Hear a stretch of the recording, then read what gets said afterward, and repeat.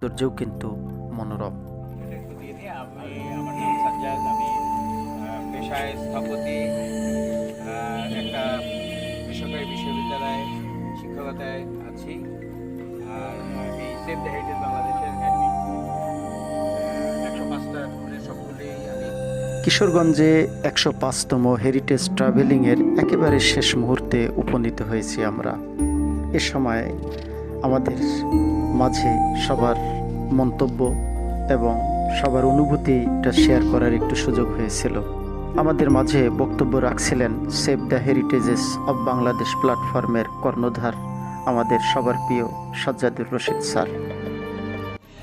দেশ ভ্রমণে লৌকিক বাংলা এবং সেভ দ্য হেরিটেজ প্ল্যাটফর্মের সাথে আপনারাও যুক্ত হতে পারেন।